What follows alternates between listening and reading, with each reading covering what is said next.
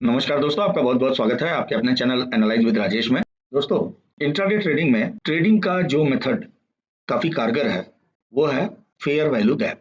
Smart money concept में हम लोग बहुत सारी चीजें सीखते हैं, जिनमें market structure, order blocks, imbalance, inducement वगैरह बहुत सारी चीजें आती हैं। सबका सार होता है फेयर वैल्यू गैप, क्योंकि फेयर वैल्यू गैप ही इम्बैलेंस को दर्शाता है और बिना इम्बैलेंस के प्राइस में बढ़िया मूवमेंट मिलता नहीं है। तो स्मार्ट मनी कंसेप्ट का उद्देश्य ही है स्मार्ट मनी के फुटप्रिंट्स को फाइंड आउट करना, और उसको फाइंड आउट करने का सबसे बेहतरीन तरीका है फेयर वैल्यू गैप। बाकी जो भी हम लोग स्टडी करते हैं वो तो कॉज है, लेकिन फेयर वैल्यू क्या है? इफेक्ट है, और इसी इफेक्ट को हमको यूटिलाइज करना है। तो यहाँ फेयर वैल्यू गैप की बारीकियों को समझने के साथ साथ हम लोग high probability fair value gap भी फाइंड आउट करने की चेष्टा करेंगे। तो सबसे पहले अपने समझेंगे कि फेयर वैल्यू गैप होता क्या है। मार्केट में दो चीजें होती हैं, एक तो डिमांड और दूसरा सप्लाई। अब अगर मार्केट में जितना डिमांड है उतनी सप्लाई है, या दोनों के बीच में फर्क बहुत मामूली है, तो मार्केट रेंज बाउंड रहेगी। उदाहरण के लिए इन सब जगहों पे देखिए, यहाँ पे डिमांड और सप्लाई में बैलेंस है, तो इसको बोलते हैं बैलेंस्ड मार्केट। इसको इफिशियंट मार्केट भी बोल सकते हैं। लेकिन अगर डिमांड ज्यादा बढ़ गया सप्लाई से, या सप्लाई ज्यादा बढ़ गई डिमांड से, तो इसकी वजह से मार्केट में आता है इम्बैलेंस। अब इम्बैलेंस में अगर डिमांड ज्यादा है तो प्राइस अप जाएगा, सप्लाई ज्यादा है तो प्राइस डाउन जाएगा। जैसे इस जगह पे सप्लाई ज्यादा थी, डिमांड कम था, यहाँ पे डिमांड ज्यादा हुआ, सप्लाई कम हो गई, और यहाँ पे इक्विलिब्रियम कंडीशन है। तो जो हल्के फुल्के ट्रेंड है, जैसे यहाँ से यहाँ तक की कंडीशन आप देखिए, यहाँ पर बहुत छोटी छोटी कैंडलों से प्राइस नीचे गिर रहा है, इसका माने सप्लाई ज्यादा है। लेकिन छोटी छोटी कैंडलों में जो प्राइस डाउन जा रहा है, इसका मतलब यहाँ पे कोई तगड़ा सप्लाई इंक्रीज नहीं हुआ है, और मोस्टली रिटेल ट्रेडर यहाँ पे सेलिंग कर रहे हैं और प्राइस धीरे धीरे नीचे जा रहा है। लेकिन जहां पर बड़ी कैंडलें बन जाती हैं, इसका मतलब यह है कि यहाँ पर बड़ी सेलिंग हुई है, बड़ी सप्लाई बढ़ी है, और ज्यादातर ये जो सप्लाई बढ़ती है ये बढ़ती है ड्यू टू इंस्टीट्यूशंस। तो मान लीजिए प्राइस एक रेंज में चल रहा था, यहाँ पे बैलेंस मार्केट था, अचानक एक बड़ी ग्रीन कैंडल बन जाती है, तो यहाँ तक मार्केट बैलेंस था, यहाँ से मार्केट इम्बैलेंस होना शुरू हुआ। अब इस बड़ी कैंडल बनने के बाद में थोड़ा सेलिंग ऑफ भी होता है, तो यहाँ पे एक छोटी सी कैंडल बन जाती है, यानी कि यहाँ मार्केट का फेयर वैल्यू था और यहाँ भी मार्केट का फेयर वैल्यू हुआ। लेकिन ये जो जोन है जहां पर सेलर बिल्कुल ही नदारत है, केवल बायर्स का डोमिनेंस है, यानी यहाँ पर केवल डिमांड बढ़ा है, और ये एरिया भयंकर इम्बैलेंस को दर्शा रहा है, इसीलिए इसको फेयर वैल्यू गैप बोलते हैं। तो फेयर वैल्यू गैप एक 3 कैंडल का सिस्टम है, जिसमें पहली कैंडल कंपैरेटिवली स्मॉल रहती है, चाहे ग्रीन हो या रेड हो उससे फर्क नहीं पड़ता है। तो उस कैंडल का हाई और बीच की जो कैंडल होती है वो इम्बैलेंस दर्शाती है, और जनरली ये कैंडल काफी पावरफुल बड़ी होती है। इसके बाद में जो तीसरी कैंडल बनती है उसमें कुछ रिजेक्शंस भी होते हैं, कभी कभी नहीं भी होते हैं। तो तीसरी कैंडल का लो, यानी कि पहली कैंडल के हाई बुलिश मामले में और तीसरी कैंडल का लो, इनके बीच में अगर कोई ओवरलैपिंग या विक नहीं हो तो ये एरिया फेयर वैल्यू गैप कहलाता है। उसी तरह से बेरिश साइड में भी दूसरी कैंडल का वो एरिया जहां पर पहली और तीसरी कैंडल की कोई ओवरलैपिंग नहीं होती है, वो बेरिश फेयर वैल्यू गैप होता है। तो देखिए, फेयर वैल्यू गैप हर जगह बनते हैं, लेकिन हर जगह के फेयर वैल्यू गैप को ट्रेड करना सही नहीं रहता है। फेयर वैल्यू गैप की कुछ खासियतें होती हैं जिनको फाइंड आउट करना जरूरी होता है, जिससे आपको most effective fair value gaps मिलेंगे और जिनमें बड़े मूव मिलने की संभावना आपको रहती है। तब यहाँ पे हम लोग चर्चा करेंगे characteristics of high probability fair value gap. देखिए, फेयर वैल्यू गैप में ट्रेडिंग दो तरह की होती है, एक तो ट्रेंड और दूसरा रिवर्सल। तो दोनों की कैरेक्टरिस्टिक हम लोग समझेंगे। तो पहला जो है, ये ट्रेंड के फेयर वैल्यू गैप को हम लोग फाइंड आउट करने की कोशिश करेंगे, इसके क्या क्या कैरेक्टरिस्टिक होने चाहिए। Number 1, in the trend direction. अगर मार्केट बुलिश है तो फेयर वैल्यू गैप भी बुलिश डायरेक्शन में बनना चाहिए, अगर मार्केट बेयरिश है तो फेयर वैल्यू गैप भी बेयरिश डायरेक्शन में बनना चाहिए। दूसरा क्राइटेरिया क्या होना चाहिए? In the early trend. अब मान लीजिए प्राइस हायर हाई बनाते हुए चल रहा है, तो पहली बात तो ये है कि इन सब जगहों पे जो फेयर वैल्यू गैप बनते हैं दे आर मोस्ट इफेक्टिव। और अगर डाउन साइड यानी कि अप मार्केट में अगर डाउन साइड कोई एफपीजी बनता है इन सब जगहों पे, तो उसकी इफिशियंसी कम होती है। इसके अलावा जहां से ट्रेंड शुरू हो रहा है तो अर्ली स्टेज में मोमेंटम ज्यादा होता है, और वैसे केसेस में जो फेयर वैल्यू गैप बनते हैं उनकी इफिशियंसी काफी हाई रहती है। बाद के स्टेज में क्या होता है कि स्विंग हाइज कम होने शुरू हो जाते हैं और फाइनली ये ट्रेंड एग्जॉस्ट होने लगता है। तब यहाँ पर रिवर्सल खोजना चाहिए, फिर ट्रेंड डायरेक्शन में फेयर वैल्यू गैप जो बनेंगे वो उतने इफिशियंट नहीं होंगे। तीसरा पॉइंट है formed after retracement consolidation. Price यहाँ से मूव किया, अब यहाँ पे रिट्रेसमेंट है, कुछ कंसोलिडेशन है, यहाँ पे फेयर वैल्यू गैप बनता है तो इसकी इफिशियंसी काफी अच्छी होती है। चौथा पॉइंट है liquidity sweep is an added advantage. देखिए प्राइस ये मूव कर रहा है, यहाँ से कंसोलिडेट कर रहा है और यहाँ पे अगर इसने लिक्विडिटी स्वीप किया तो ये एक एडेड एडवांटेज होता है, जिसका मतलब ये होता है कि जिन्होंने यहाँ पे बाई साइड पोजीशन बनाया है उनके स्टॉप लॉसेस को हिट किया है, तो यहाँ पे सेल ऑर्डर जनरेट हुए हैं और इस लिक्विडिटी का लाभ स्मार्ट मनी ने उठाया और यहाँ पे फेयर वैल्यू गैप बनाया, तो ऐसे मूवमेंट के ऊपर जाने के चांसेस काफी ज्यादा होते हैं। पांचवा है ऑर्डर फ्लो। अब ऑर्डर फ्लो का मतलब ये है कि अगर कोई फेयर वैल्यू गैप ऐसा बनता है जिसमें ये एक कंसोलिडेशन एरिया है, उसके बाद एक कंपैरेटिवली छोटी ग्रीन कैंडल बनती है, इसकी ये विक है, और ग्रीन कैंडल पर ही एक फेयर वैल्यू गैप बनता है, तो यहाँ पर तीनों जो कैंडलें बनी हैं ये तीनों कैंडलें ग्रीन कलर की ही हैं। तो ऐसी कैंडलें जिनमें कंसिस्टेंट ऑर्डर फ्लो है, इनके मूवमेंट की इफिशियंसी काफी ज्यादा हो जाती है, रेदर देन अगर ये कैंडल रेड हो या ये कैंडल रेड हो तो फेयर वैल्यू गैप की इफिशियंसी रिड्यूस हो जाती है। छठा है ब्रेक ऑफ स्ट्रक्चर। ये मान लीजिए प्रीवियस स्विंग है, यहाँ प्राइस कंसोलिडेशन किया और यहाँ से एक फेयर वैल्यू गैप बना जिसने कि इस स्विंग हाई को ब्रेक किया, इसके बाद यहाँ पे रिट्रेसमेंट हुआ और प्राइस इसके ऊपर निकला। तो ब्रेक ऑफ स्ट्रक्चर भी अगर फेयर वैल्यू गैप के साथ में होता है तो इसकी इफिशियंसी काफी ज्यादा रहती है, बल्कि ये कहा जाए कि break of structure is a must.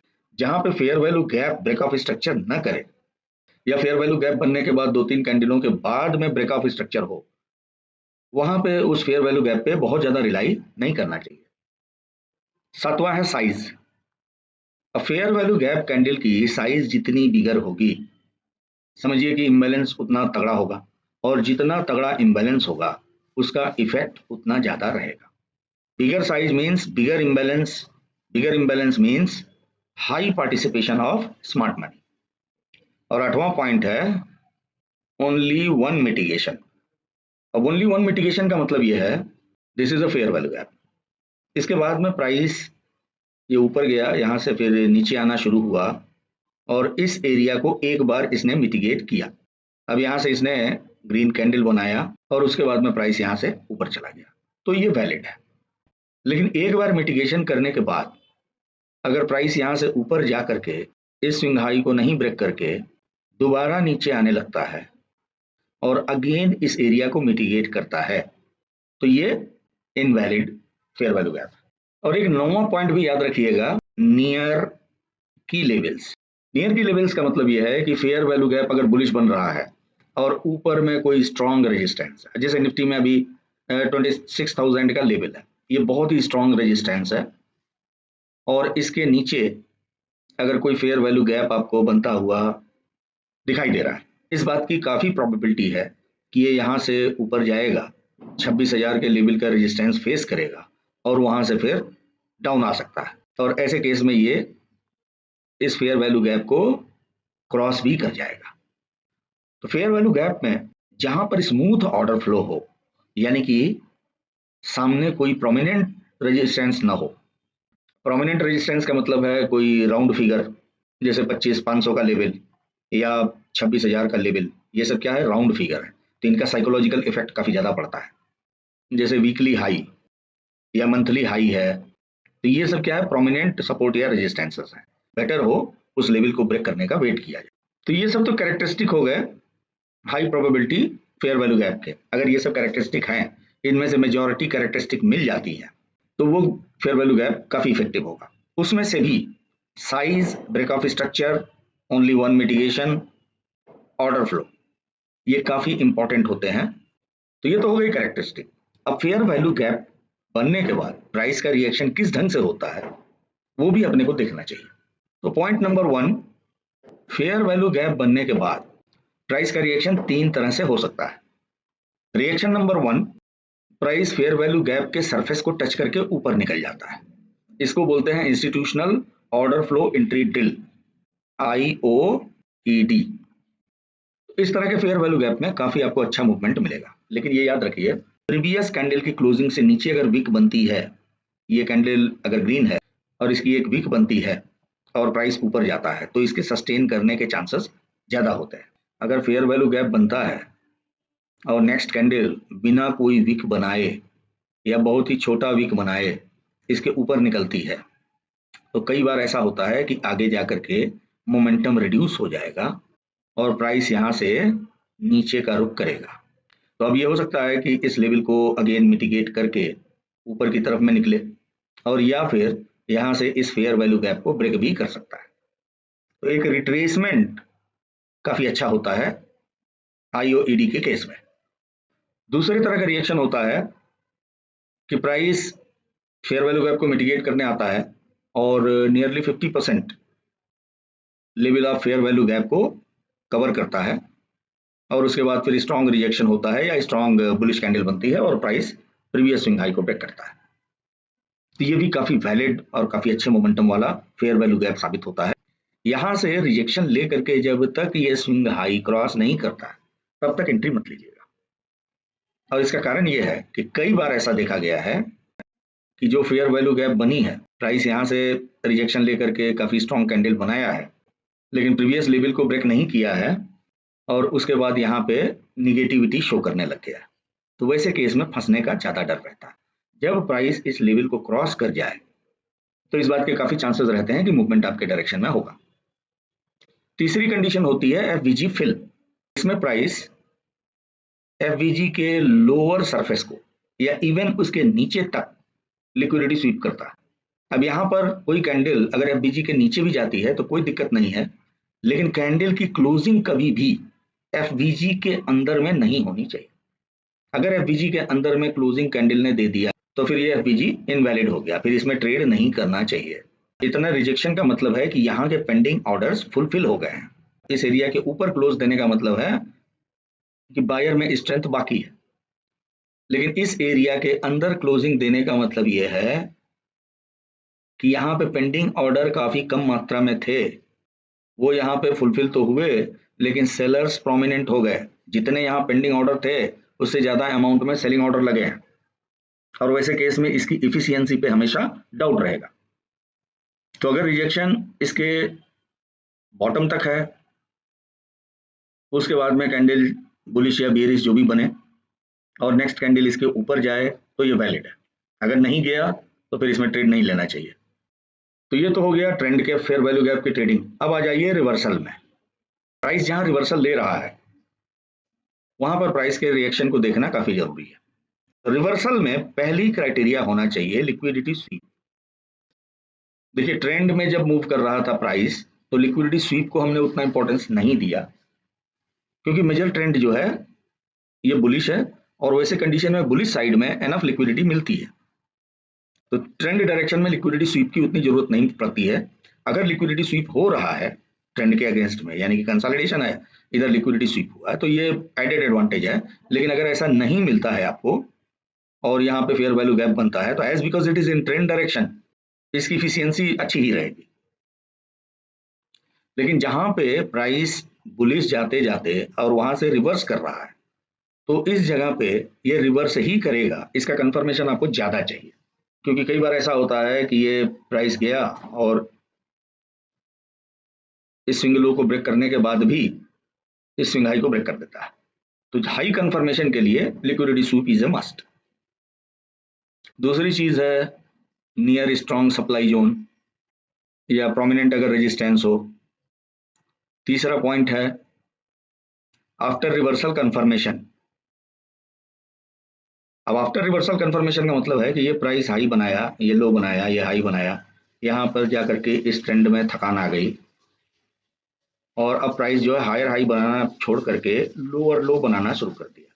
तो जब प्राइस एक लेवल से लोअर लो बनाया, यानी कि लो को ब्रेक किया, उसके बाद रिट्रेस किया, फिर लो को ब्रेक किया, तो ये रिवर्सल कंफर्मेशन है।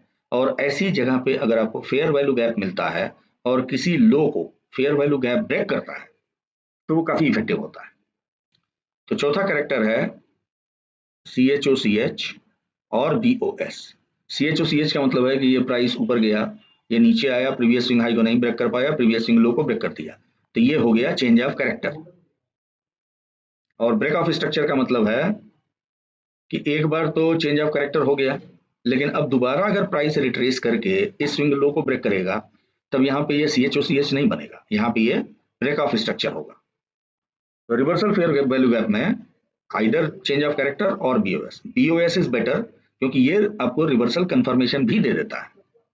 भाई पहली बार चेंज ऑफ कैरेक्टर हुआ, दूसरी बार BOS हुआ, अगर पहली बार स्विंग मूवमेंट स्मॉल होता है, यहाँ से रिट्रेस करके दोबारा ब्रेक करता है और यहाँ पर आपको एक फेयर वैल्यू गैप बनता है जो कि इस लेवल को ब्रेक करता है, तो ये ब्रेक ऑफ स्ट्रक्चर काफी इफेक्टिव और काफी वैलिड है।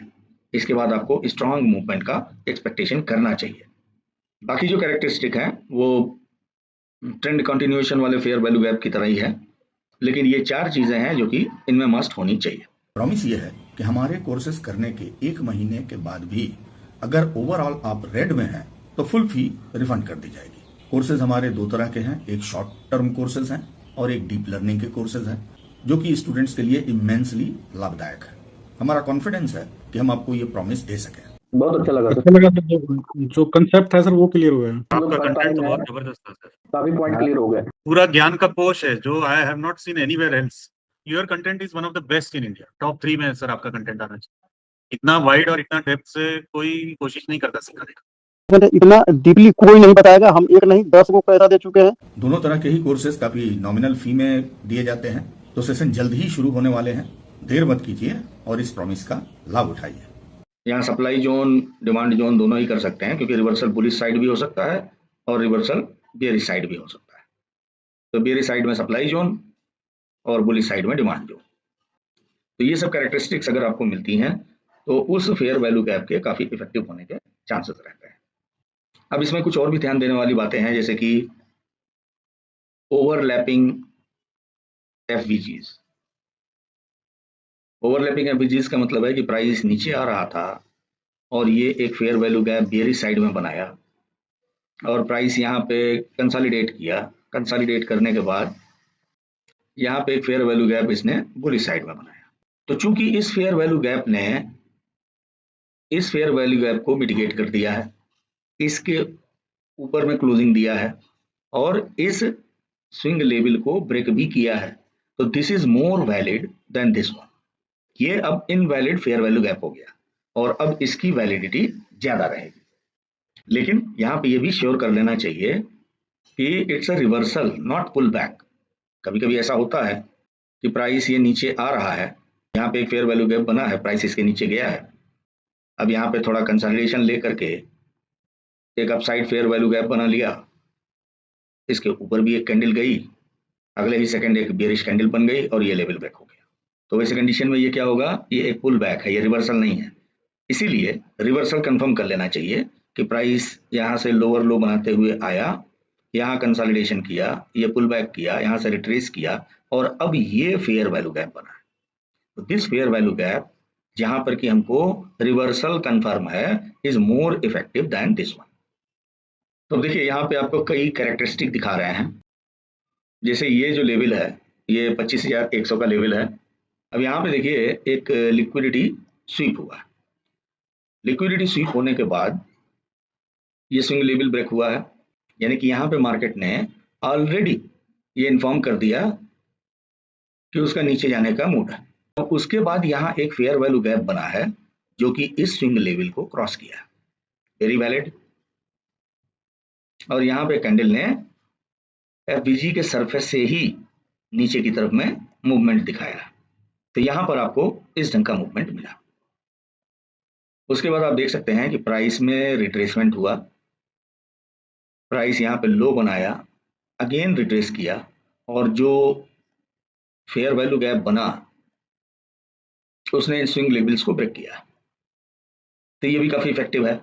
उसके बाद आप देख सकते हैं कि रिट्रेसमेंट हुआ, प्राइस FVG के अंदर में लिक्विडिटी लिया और जब ये लेवल ब्रेक हो गया तो यहाँ पे काफ़ी अच्छी एंट्री। उसी तरह से यहाँ देखिए प्राइस स्ट्रॉन्ग अप ट्रेंड में है, ये कंसोलिडेशन जोन है। तो कंसोलिडेशन जोन में बनने वाले एफवीजीज उतने ज़्यादा इफेक्टिव नहीं होते हैं। यहाँ पे किसी भी एफवीजी का हाई क्रॉस नहीं हुआ है, ये एक इंडिकेशन है कि मार्केट चॉपी है और इस जगह पे अपने को कोई भी ट्रेड नहीं लेना चाहिए, अवॉइड करना चाहिए। प्राइस ने लेवल क्रॉस किया और उसके बाद कैरेक्टर्स को देखते जाइए। यहाँ पर एक एफवीजी बना है, प्राइस इसके बॉटम को टच किया, टच करने के बाद स्विंग हाई क्रॉस किया और यहाँ पे काफ़ी अच्छा मूवमेंट मिला। इस जगह पे यहाँ एफवीजी बना है, यहाँ भी बना है, ये ट्रेडेबल पोजीशंस है। प्राइस यहाँ से रिट्रेस हुआ, इस एफवीजी के सरफेस से रिजेक्शन लिया और ये शानदार मूवमेंट दिखाया। अब यहाँ देखिए एक एफवीजी बना है, लेकिन इसके साथ गड़बड़ी क्या क्या है। एक तो ये ट्रेंड डायरेक्शन के अगेंस्ट में बना है, दूसरी बात है मल्टी टाइम मिटिगेशन हुआ है, इंडिसेस को इनवैलिड बना देती हैं। उसके बाद यहाँ ट्रेंड डायरेक्शन में भी आपको फेयर वैल्यू गैप बना है और इसका अच्छा खासा बेनिफिट भी मिला है। यहाँ ये मैं बताना भूल गया कि फेयर वैल्यू गैप जब भी आप चेक कीजिए that must be done in higher time frame. जितना हायर टाइम फ्रेम में आपकी एनालिसिस रहेगी आपको मोमेंटम उतना ही अच्छा मिलेगा। तो अगर आप 5 मिनट के टाइम फ्रेम में ट्रेड करते हैं, you must check fair value gap in 15 minutes और 30 मिनट्स, 30 विल बी बेटर। लेकिन क्या है कि 30 में बहुत सारे आपके ट्रेड अपॉर्चुनिटीज भी छूट जाएंगी, तो इसलिए 15 minute is the ideal time. तो इन सब चीज़ों को ध्यान में रख करके अगर आप फेयर वैल्यू गैप की तलाश करेंगे और उनमें हाई प्रोबेबिलिटीज के कैरेक्टर्स को देखेंगे, तो देयर इज हाई प्रोबेबिलिटीज कि फेयर वैल्यू गैप आपके फेवर में जाएगा और आपको वहां पे इंस्टीट्यूशनल हाई मोमेंटम मिलेंगे जो कि आपकी प्रॉफिटेबिलिटी को काफी बढ़ाएंगे। तो आशा करते हैं वीडियो आपको अच्छा लगा होगा। अगर अच्छा लगा तो लाइक कीजिए, दोस्तों में शेयर कीजिए। चैनल आपने सब्सक्राइब नहीं किया तो प्लीज सब्सक्राइब भी कीजिए। मिलते हैं नेक्स्ट वीडियो में, तब तक के लिए नमस्कार, जय हिंद, जय भारत।